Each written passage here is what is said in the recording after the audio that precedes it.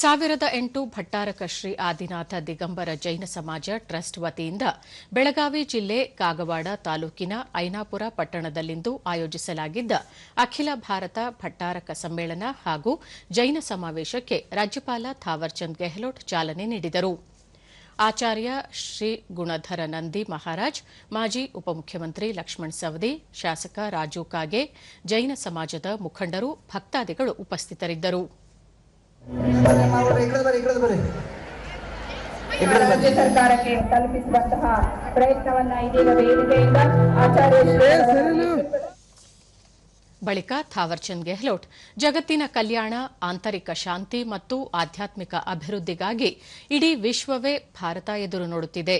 ಮಹಾವೀರ ಸ್ವಾಮಿಗಳ ಜೀವನ ತತ್ವ ಮತ್ತು ಬೋಧನೆಗಳನ್ನು ಅಳವಡಿಸಿಕೊಳ್ಳುವ ಮೂಲಕ ಶಾಂತಿ, ಸಾಮರಸ್ಯ, ಸಹಾನುಭೂತಿಯ ವಾತಾವರಣ ನಿರ್ಮಿಸಬೇಕು. ಸಮ್ಮೇಳನದ ಮೂಲಕ ಜೈನ ಸಮುದಾಯ ಸಂತರು ಎದುರಿಸುತ್ತಿರುವ ಸಮಸ್ಯೆಗಳನ್ನು ಬಿಂಬಿಸಲಾಗಿದೆ. ಸೇವಾ ಮನೋಭಾವಕ್ಕೆ ಜೈನ ಸಮುದಾಯ ಸಾಕ್ಷಿಯಾಗಿದ್ದು, ಅದಕ್ಕೆ ಸಂಬಂಧಿಸಿದ ತೀರ್ಥಯಾತ್ರೆ ಸ್ಥಳಗಳನ್ನು ರಕ್ಷಿಸಬೇಕು. ಸತ್ಸಂಗದಲ್ಲಿ ಭಾಗವಹಿಸುವ ಮೂಲಕ ಒಟ್ಟಾಗಿ ನಿರ್ಣಯ ಕೈಗೊಳ್ಳಬೇಕು ಎಂದು ಕರೆ ನೀಡಿದರು. ये संकल्प लें करेंगे और सत्संग में नियमित रूप से भाग लेकर के सत्संग के विचार सुन करके हम उस पर चलने का प्रयास करेंगे. अंत में यही कहना चाहूँगा कि यह सम्मेलन एक साधारण आयोजन नहीं है, बल्कि आत्मा को जागृत करने का एक महान प्रयास है.